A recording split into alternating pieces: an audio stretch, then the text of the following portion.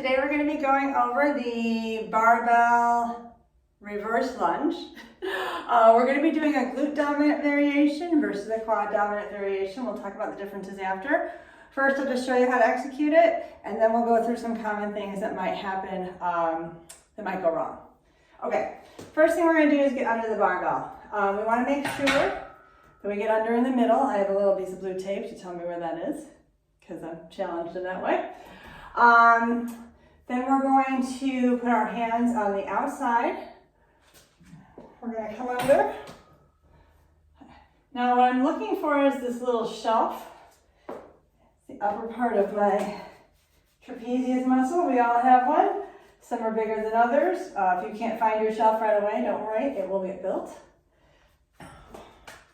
And make sure that I have tension in my body before I pick this up. The other thing I'm going to do, I don't know if you can tell. Here, let's see. Okay. You see how my wrists are ahead of my hands? I want to eliminate that by spinning the bar forward. So that's going to keep my elbows from going forward, and it's going to push them in a position where they're straight down or even going back just a little bit. So this isn't resting on my neck. This is resting kind of on the top of, I guess I would consider it the top of my shoulders. Okay. You want your hands as close together as is comfortable, and make sure they're even. Okay, so I have the barbell rolled forward, so the barbell is now a part of me. I'm going to engage my shoulders, pulling them back and down, making sure my chest is lifted. I'm going to make sure my hips are not in front of me or behind me, but right underneath me, hips or pelvis, I guess. I'm going to make sure my quads are externally rotated so that my legs are engaged. And I'm going to make sure my core is engaged by pretending somebody's giving me a nice punch in the gut. From here, I'm going to step back, and I'm actually going to hinge, okay? I'm going to stop here at the bottom, adjust that just a little bit.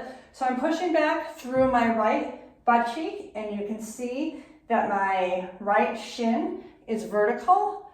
Those two things, with making the chest come forward a little bit with the hinge, is going to make this more glute dominant, whereas if my chest was up and my weight was forward, it would be more quad dominant. Both are great ways, it just depends what your goals are.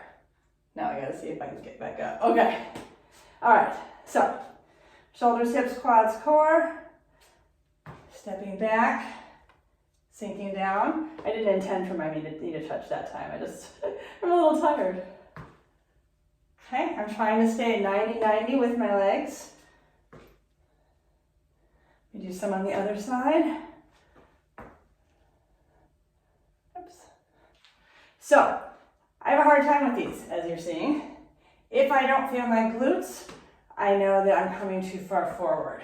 So I have to really think about keeping that shin vertical, letting my chest come down, and pushing through the butt cheek of the stabilizing leg. Okay. All right, let's talk about some things that could go wrong. Remember, we want to operate in a pain-free zone. So if you feel any pulling on your joints, any burning in your knees, we should never feel anything in the joints. We should only feel in the muscles. So if you feel pulling on the knee, likely you're tight in the quads and or the IT band and or the TFL. Good thing to do is stop and foam roll and stretch and see if you can get that feeling to go away. Okay, putting this bar on my back. Okay, I'm fixing my forward wrists by screwing that bar into my back. Some of you might need to do a wider grip to get that going on. Again, we want to be in a pain-free but controlled zone. Okay, things that can go wrong here. We want to make sure we're not doing what I call a panini squat,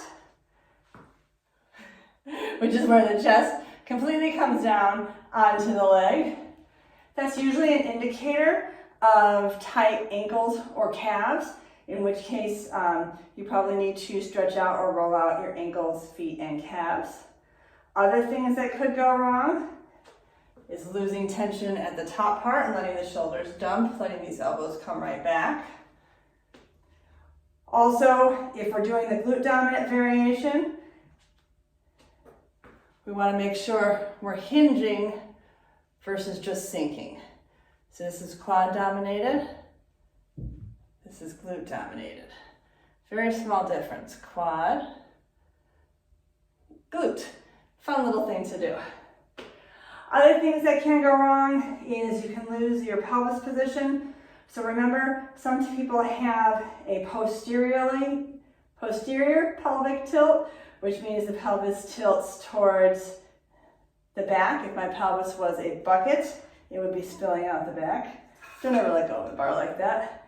Some people have an anterior pelvic tilt where the bucket spills out the front. So most people's pelvises either live behind them or in front of them. You want to make sure it's right below you. Putting the pelvis in the right spot will make it feel like the core is engaged, but you still have to intentionally engage that core to make sure that you don't get that panini press kind of thing or lose stability. So shoulders, hips, quads, core. Step back and hinge. Again, we should have connection points, head in between the shoulders and low back. And we should be able to get this whether we're in a quad dominant or whether we're in a glute dominant. Thanks.